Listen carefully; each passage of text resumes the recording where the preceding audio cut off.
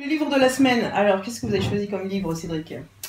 Alors, moi, cette semaine, j'ai choisi, c'est pas vraiment un livre, c'est un manuel. D'accord. C'est un bouquin qui est écrit par Rob Hopkins, je sais pas si ça vous dit quelque chose, qui a inventé le mouvement transition. En fait, c'est le manuel de transition de la dépendance au pétrole à la résilience locale. Ça paraît horrible, mais pas du tout. En fait, c'est pas un énième bouquin sur la fin du pétrole et sur le réchauffement climatique, pas du tout. C'est plutôt un bouquin qui explique comment on va être obligé de transformer évidemment la façon dont on vit aujourd'hui par rapport à ce qu'on vivait avant avec nos sociétés où tout était pétrole, effectivement. Et du coup, c'est bourré de positivisme, c'est bourré d'idées, c'est très sympa. Moi, c'est ma femme qui me l'a passé parce qu'elle lit beaucoup. Ben, c'est comme un petit manuel. Il y a des, voilà. Donc pourquoi il est déterminant d'avoir une vision positive. Donc ça, en fait, c'est un peu la tête, le cœur et les bras. Donc c'est en 3 chapitres. Ils expliquent un peu comment on peut passer de façon très intelligente et très positive à la fin du pétrole, à une société beaucoup plus respectueuse évidemment de l'environnement.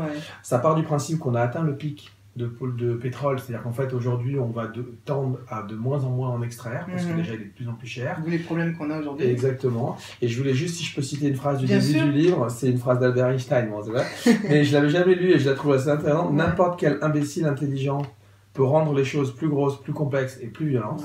Il faut une pointe de génie et beaucoup de courage pour aller dans la direction opposée. Je suis d'accord. Voilà, donc du coup c'est un peu ce bouquin et c'est tout seul, c'est un petit livre, mais voilà. C'est quoi le titre? Manuel de transition. De la dépendance au pétrole à la résilience locale, écrit par Rob Hopkins. Et vous l'avez acheté où celui-ci? Eh ben, ma femme bosse dans l'édition, donc je pense qu'elle va me ramener d'un de ses salons. C'est pas mal ça pour des livres, hein. Ouais.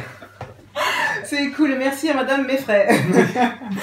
Patrick, quel est ton livre que tu conseilles cette semaine? Moi, j'ai commencé à lire un livre dont j'avais beaucoup entendu parler, le livre de Philippe Besson, Arrête tes mensonges. Moi, je connaissais Philippe Besson à l'époque de Paris Première, et là, j'ai vu les critiques, on m'en a parlé aussi. Et c'est son premier livre autobiographique, où en fait il parle d'une histoire d'amour qu'il a eue. Enfin, j'en suis pas encore à la moitié, donc. Mais en gros, c'est une histoire d'amour qu'il a eue avec un garçon, mais de façon platonique, c'est-à-dire que l'autre a jamais assumé son homosexualité. Et du coup, moi, ça me fait rebondir sur plein de choses, sur le fait d'assumer qui on est, que ce soit une sexualité, que ce soit une couleur de peau, que ce soit voilà. Et je trouve qu'on est dans une période qui est assez compliquée par rapport à ça, ces histoires de voile, ces histoires d'extrémisme, ces histoires, enfin. Voilà, et je trouve ça assez, moi ça m'angoisse de jugement des autres. Oui, exactement. Chose que moi j'ai pu avoir à certaines périodes de ma vie et que je n'ai plus peut-être en vieillissant. Et puis avec tu t'affirmes aussi, complètement. Puis avec le sport, ça aide. Le sport, et puis je sais qui je suis, je sais comment je me suis construit, je sais. Donc voilà, je trouve important qu'il y ait des livres qui traitent de ça. Je trouve que c'est important qu'on ait des personnes, quel que soit son corps de métier, qui assument complètement ce qu'elles sont. Et voilà, et de revendiquer un petit peu plus sans tomber. Et puis nous aussi d'accepter les autres sans les juger, du coup, de les connaître un peu plus. Et je pense que, moi je sais que, pour parler d'un truc simple, mais par exemple le côté sportif, puisqu'on parle de ça, moi je sais que j'ai eu un moment où j'assumais pas mon corps, mais même en pratiquant du sport, où l'été, par exemple, je préférais être en t-shirt plutôt qu'en débardeur, même si j'avais chaud. Et je sais pas, j'ai eu des expériences de vie et des voyages, notamment aux États-Unis, à Miami, tout ça, où je me suis rendu compte que il y avait une mixité de population grosse, musclée ou quoi que ce soit, et que ça posait de problème à personne, chose que je ressentais vraiment en France. Et je pense qu'à partir du moment où j'ai vu ce qui se passait un peu ailleurs, j'ai assumé beaucoup. Et puis quand tu reviens en France, c'est là. Mais en fait, et maintenant je m'en fous. Bien sûr, parce que tu t'affirmes en fait. Voilà. Tu acceptez-moi ou rien du tout. C'est ça. C'est ça. Et voilà, ce livre pour moi c'est aussi un prolongement de tout ça. Et comment on trouve le temps de lire quand on fait du coaching? Le soir un petit peu, mais c'est pour ça que j'ai beaucoup de mal à lire, et puis si je lis un quart d'heure maximum, parce que mes journées étant quand même le soir, moi aussi. C'est pour ça que je regarde des séries et pas des films aussi. C'est voilà, ça coûte je me lève à 5h30 le matin, et du coup il n'y a pas meilleure verseuse qu'un bouquin. Livre audio. Livre audio. Oui, mais c'est ça qui me fait peur. C'est pour ça que tout à l'heure j'étais content quand tu parlais de livre audio, parce que sur le coup je me suis dit c'est pas pour moi. Et en fait, le fait que ce soit alien et que ce soit quelque chose d'un peu prenant, angoissant, et J'irai pas écouter. Moi j'ai essayé Audibub l'année dernière avec le gros livre d'Apple par Walter Isaacson. Et franchement, c'est prenant, quoi. C'est prenant. Ouais. C'est en anglais? C'est en français. En français. En français. Parce que du coup, là, c'est un livre audio d'un film d'action, mais on pourrait aussi imaginer de la poésie en livre audio. Il y a plein de livres audio sur... On pourrait imaginer de la douceur. Genre quelqu'un qui lit un sublime texte, après tout, pourquoi pas. Elle disait que, parce que la directrice France avec qui on a eu une discussion, dans l'émission, il y a à peu près 200 000 livres audio qui sont disponibles.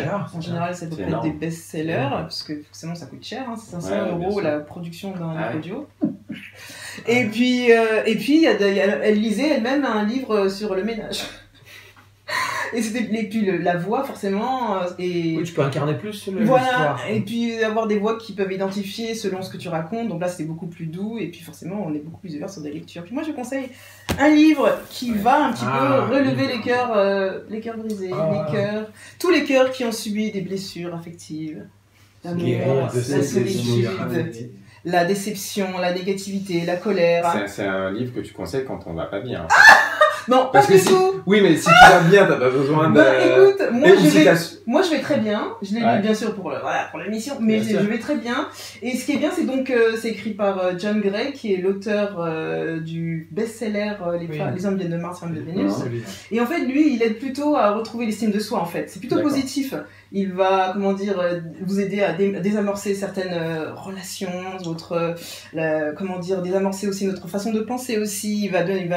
Il va mettre fin à l'attitude passive, puis la colère, la rancœur, etc. Et puis ce qui est bien, c'est pas un livre où on lit, on dit oui, ok, je prends des notes.